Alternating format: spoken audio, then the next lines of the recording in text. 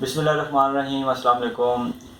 I am Haider Malik, you are watching KHR real estate and builder YouTube channel.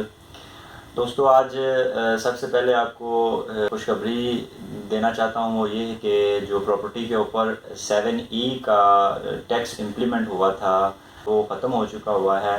7E basically एक ऐसा tax है जो कि एक बंदा जिसके पास 2.5 करोड़ रुपए की प्रॉपर्टी है अपने घर के अलावा, उसके ऊपर इम्प्लीमेंट होता है, जिसको गवर्नमेंट ये कहती है कि आपने 2.5 करोड़ रुपए की प्रॉपर्टी है आपके पास अपने घर के अलावा जो खाली पड़ी हुई है, और उसके ऊपर जो है वो आप हमें टैक्स देंगे।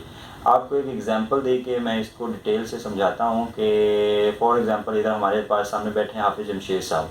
हाफिज़ जमशेद साहब अपने घर में रह रहे हैं, उस घर के अलावा उनके पास 2 प्रॉपर्टियाँ हैं।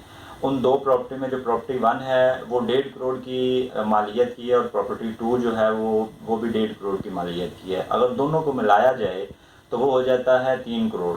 3 करोड़ की मालियत की उनकी प्रॉपर्टी है अपने घर के अलावा। जब हाफिज़ जमशेद साहब अपना कोई भी एक प्लॉट बेचने जाएंगे तो उनको जो है वो 7E की ज़रूरत पड़ेगी, और 7E जब वो लेने जाएंगे अपने करीबी कमिश्नर ऑफिस FBR के ऑफिस से, तो वो उनको बताएंगे कि सर आपके नाम पे ये इतनी प्रॉपर्टी है और 2.5 करोड़ की वो वर्थ से ऊपर है, तो आप इसका हमें 1% टैक्स देंगे। तो 1% टैक्स उसका बनता है तकरीबन कोई 3 लाख रुपया।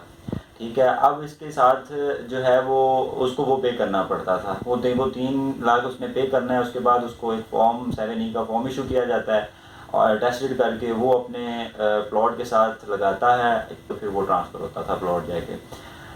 लेकिन ये तब की बातें थी जब ये मतलब इम्प्लीमेंट हो रहा था। अभी ये 7E ख़त्म हो गया है।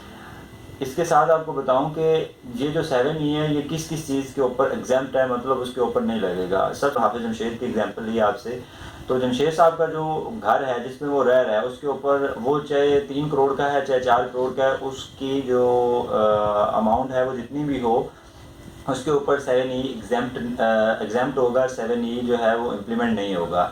दूसरे नंबर पे आ जाते हैं कि जो रेंटल प्रॉपर्टी है, रेंटल प्रॉपर्टी फॉर एग्जांपल अगर हाफिज़ जमशेद साहब ने अपनी दोनों बिल्डिंगें जो हैं वो दी हुई हैं रेंट के ऊपर, और उधर से उनको रेंट आता है और वो उसका ऑलरेडी रेंट का इनकम टैक्स दे रहे हैं, तो उसके ऊपर भी 7E एग्जाम्प्ट होता है।